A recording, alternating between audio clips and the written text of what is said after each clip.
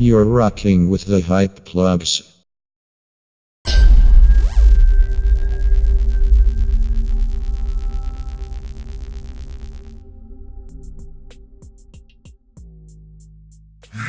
Who am I? That's a good question. That's a good ass question. Who am I?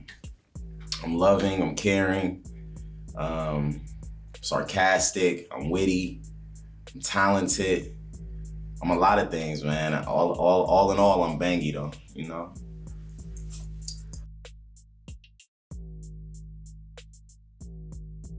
I got my name through production. I was doing production for my label, Chopping Gang Records, a couple years back. Not a couple years, probably about 6, 7 years back. But I always was doing the music, but I also taught myself to make beats, so I was making beats as well. So when I used to make beats, I used to have a tag that used to be like, banger.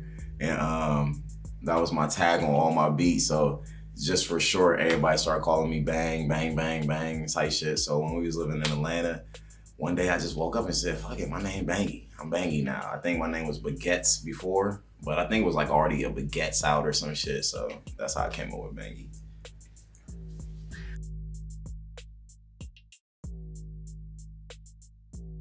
Youngstown, Ohio, 3330, man.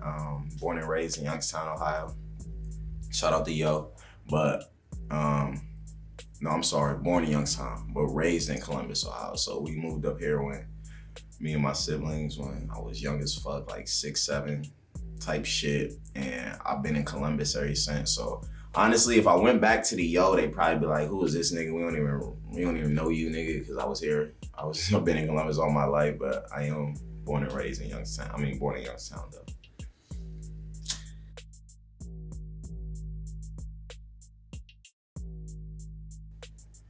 For me, growing up in Columbus was cool.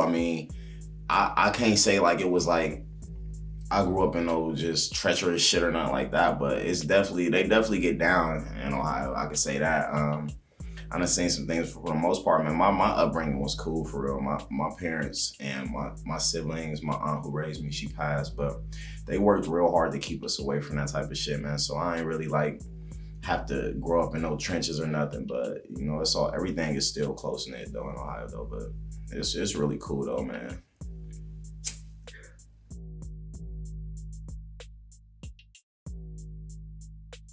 Rapping, of course.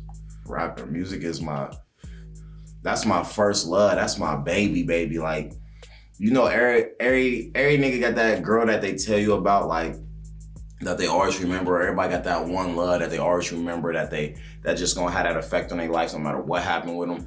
That's what music is. Like, music is that love to me, my first love. Like, it just means so much to me, man, for real.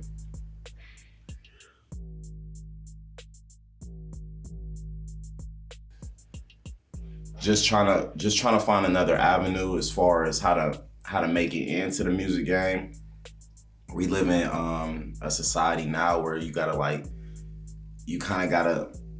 force them and finesse them into fucking with you. So I just wasn't getting the results that I wanted, honestly, with my music before. I wasn't getting the love, the support that I needed to make it happen. So I had to get smart, and I had to say, I gotta find a way to make them need me versus me need them. So I always had a passion for film, and I always was hands-on with anything in my career, whether it was producing, recording, anything. So I said, shit, I might as well just learn how to work a camera. So it came one day where the situation was set up where I started playing around with it, and it just became a passion. So it just really took off from that point on, and I never looked back at all.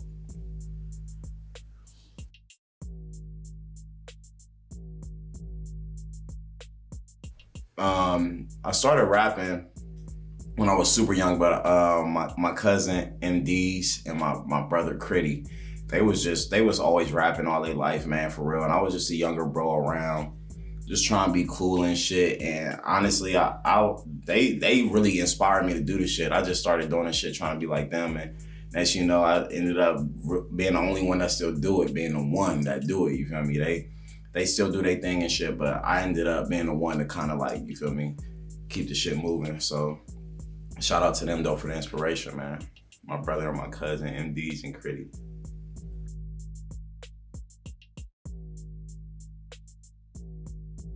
That was crazy. It was a crazy experience. It came about, my brother DJ Hylyte hooked it up. Shout out my brother DJ Hylyte.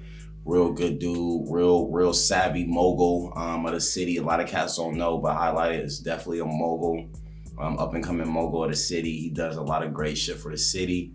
He puts a lot of people on, and even through his success, he's still helping other people reach heights in their career, and I salute him for that. But Hylyte gave me the call. He said, Bangi, I like what you're doing. I got this situation, Doobie Vezo. Let's put it together. And it was like, you know, we was already rocking. So it was like, it was some shit that was like second nature, man. We put that shit together. Rented out the gym to shoot it.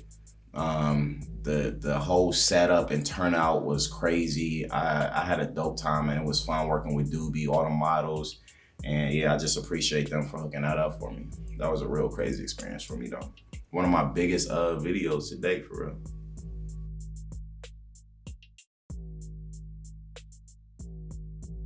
Shit, I would say keep your creativity. Keep your creativity you. It's very easy to watch other directors and other shooters and be inspired to do what they doing, or to feel like you ain't doing good enough, or you should be there at a certain level. But I would just say keep working at it and keep your creativity you. The true thing about being a director or videographer is art. So it's an art form. So with art, it comes to individualness. So just keep your individualness to the shit, and I feel like as long as it's you, it's gonna be right, man. Just stay you with it.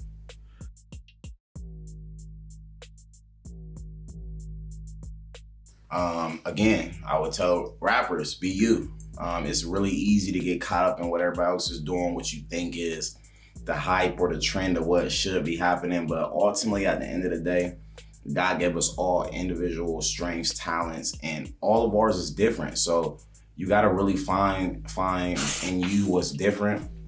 When you put that shit out there, get that shit to the world, and don't hold back. Stand on that shit, like 10 toes down, stand on that shit.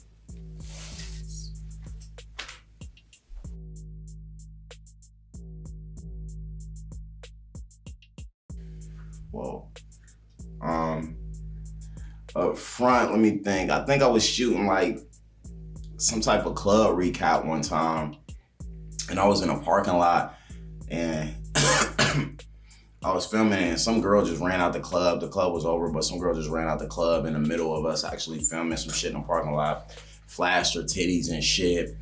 I ain't put the shit in the video or put the shit out, but I still do have the footage. Young lady, you know who you are.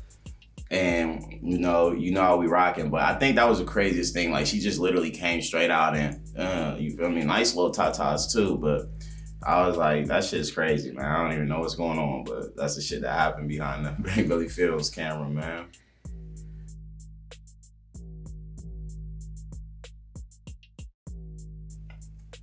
Mac, you a fool, bro.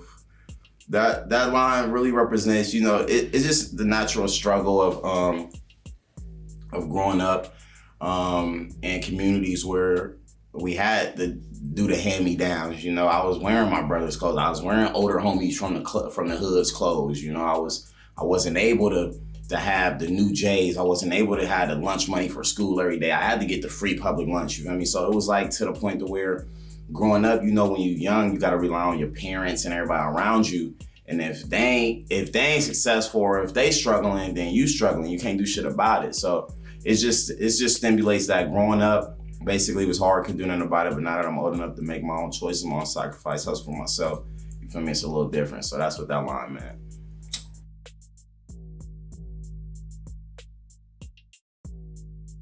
Whole lot of hate. I love it, man. That simplifies pretty much like all the doubters, all the naysayers, all the people that feel like I can't do it or that's not supporting, which it's a lot out there, you feel me? But at the same time, it is a lot of love out there. But it's just to say that I embrace the hate, I embrace the struggle, all the things that may make somebody else weak-minded or may make somebody else scared. I love that shit, you feel me? That shit drives me, that shit fuels me.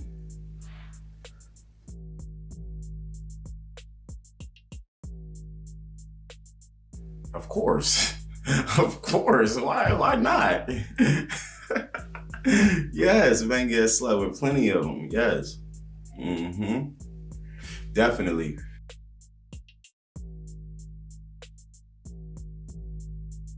Yes, I have. Yes.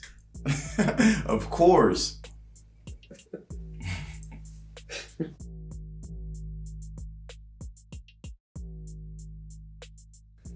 Let's get rich all day. Let's get rich. I don't need everybody knowing me, but if I can make sure my family good, people good around me, business taken care of, let's be rich. Fuck fame. Let's be rich all day.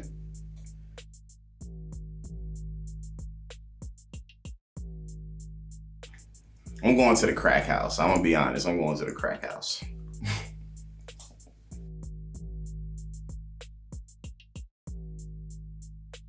Honestly, I wouldn't have did that. Like I would have kept my business, and I would have let my brand be my brand. Like I just think ultimately, you know, that man is that man. You know, I'm not judging that man, but I personally wouldn't have did that. I would have just kept my brand separate from that. You know, I would have let my personal life be my personal life. You know, that's my take on it though.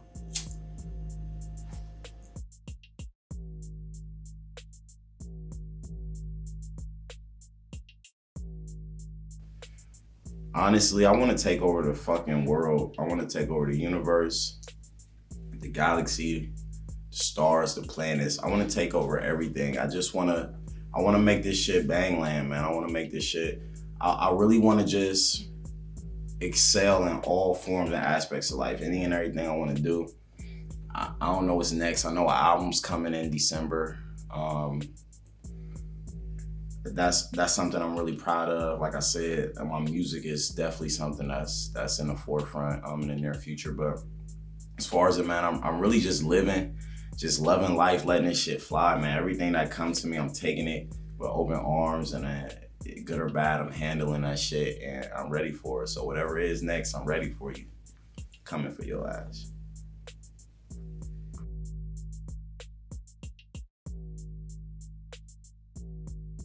Yeah, Bangi Gang, Bang Belly Films, Bang Bang, aka Pop My Shit, Talk My Shit, Walk My Shit. You can find me on Instagram, on Twitter @_Bangi, Spotify page, Bangi, Facebook, Bangi Sushi Gang, www.bangbellyfilms.com. Man, I'm everywhere. You can find me everywhere in your local neighborhood, in your city, in your local bando shooting a video probably. You can find me everywhere, man. I'm out here, everywhere.